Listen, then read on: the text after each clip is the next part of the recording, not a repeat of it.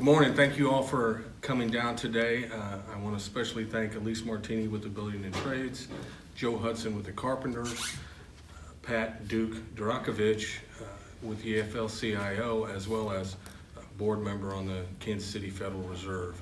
And it is my honor to be here today. Councilman O'Neill has been just fantastic about explaining to this organization what we can do to help people, what we can do to be a better company. And through this labor management agreement, I think it allows us the opportunity to allow volunteers and allow organized labor to come onto our property, come onto our construction sites, and allow them to interview workers and make sure that we're doing the right thing by organized labor and by our labor force within the city itself. I think this could help, and I hope set a precedent throughout the city, and we really look forward to it. Organized labor has been the backbone of Kansas City for years and years and years. Organized labor, the people in this room were the ones who stood up and allowed the Ride KC and the ATA to be able to do zero fare for veterans. They started the process of getting us to zero fare.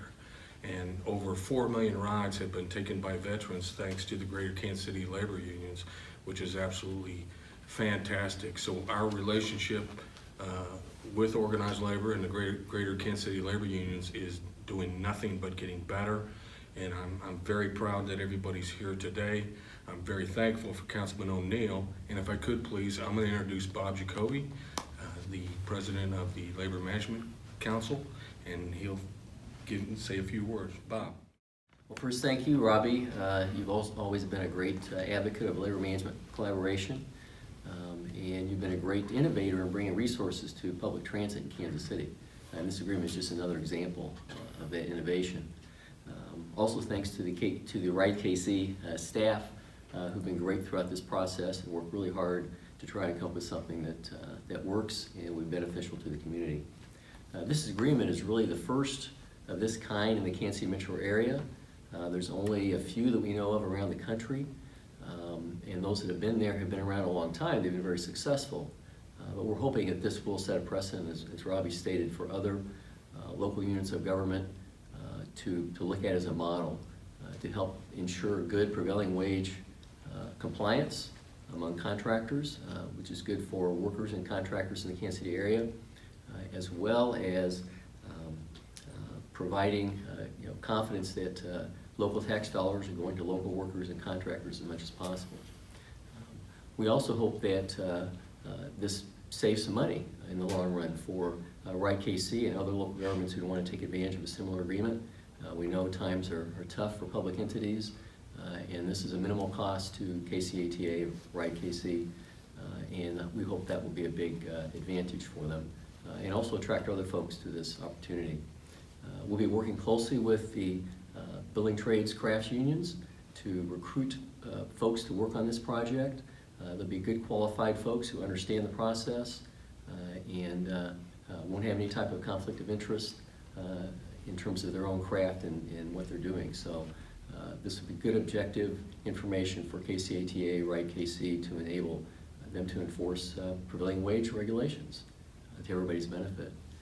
But I also like, as Robbie did, to thank Elise Martini, Joe Hudson, and Duke Durakovich for their great help in making this happen, not just to get to this point, but also after we sign the contract, the actual execution of it, they'll be very important in making sure that happens and happens right.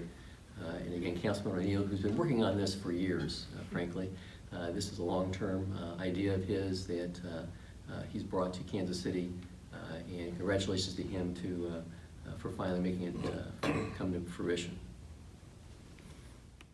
I would like to take this opportunity to just thank Councilman O'Neill. Councilman O'Neill is a change agent. Councilman O'Neill's integrity and character since he has taken the position of city councilman has, not only for organized labor, but for the constituents of Kansas City as a whole, his hard work, his dedication to that job has been nothing short of remarkable. This is just another example of that. And we are grateful not only to call him our councilman, but to call him our friend. The Honorable Councilman Pony. I'm just waiting for the roast to start. I've been dealing with the labor movement for 10 years.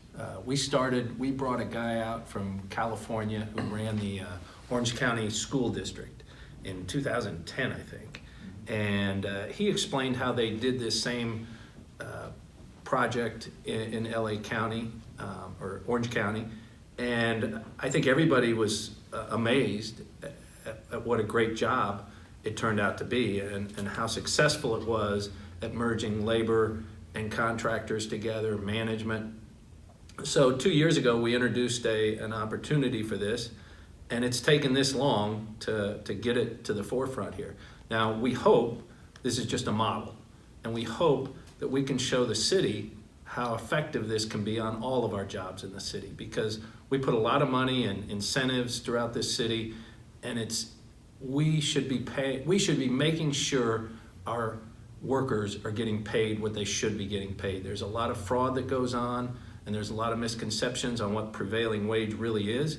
So we're hoping that this project can be a start of something really big here in Kansas City. And I got to thank Robbie, because he made this happen. I mean, yeah, I bugged him a lot, but he made it happen. And again, I'm just an agent, just like everybody else, trying to get change.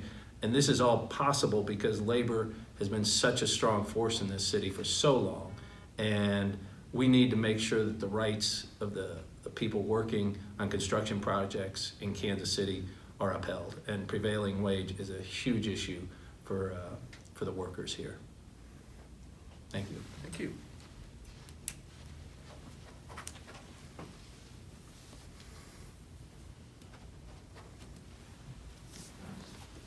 All right. Thank you, You guys. Well, what an exciting day this is. I'm Elise Martini. I'm with the Greater Kansas City Building Trades, and this is my third term as the business manager for the building trades. We've been working on something like this for, like Councilman O'Neill said, 10 years. And for Robbie and KCATA and Ride Kansas City to step up to the plate and realize how important it is to have livable wages for the men and women working on their construction projects and make sure the prevailing wage is enforced. This is just a blessed day for all of us, and I really want to thank Councilman O'Neill, Robbie, the KCATA, the board, and everybody with Ride Kansas City that has made this happen, because it's going to be instrumental in moving out to other municipalities that really need this too. So thank you very much for this special day. This is a super exciting day for labor. The Area Transportation Authority and labor have been working together for several years to get an agreement like this done. It works well with the governor's executive order on tax fraud. We know in the construction industry, a lot of times the prevailing wages don't get paid. Wages don't get paid in general sometimes. And so an agreement like this, where folks can go out and actually see that the workforce performing construction work on these construction projects is getting paid, is extremely important. Not only for the government agencies that use this type of agreement, but obviously for the workforce and for the economy, making sure that those public dollars that go into these projects are getting back into the local economy and not going elsewhere or going into the pocket of some greedy contractor. So I think labor today, and especially the carpenters, are super excited about this. Like I said, this is something that we've been working on for well over 10 years, and it just goes hand in hand with what Governor Parson is doing on the tax fraud issue at the state level as well. So a super exciting day for labor. Once again, Ride KC leads the country and provides an example for others on how to do things right. You know, it started years ago when Ride KC had a program where veterans could ride free here in the city, and they figured that out, and the community benefited greatly from it. I also feel like this labor management agreement will greatly benefit the community and be an example that others around the country can follow, and hopefully those locally too. Thank you.